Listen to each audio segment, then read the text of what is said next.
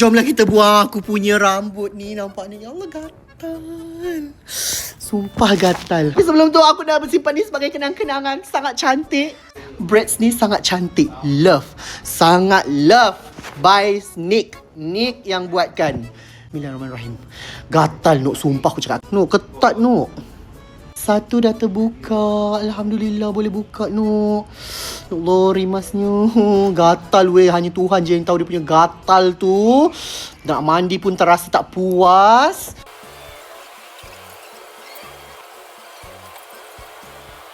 Okay Nok, kita baru berjaya buka beberapa. So kita buka yang ni pula.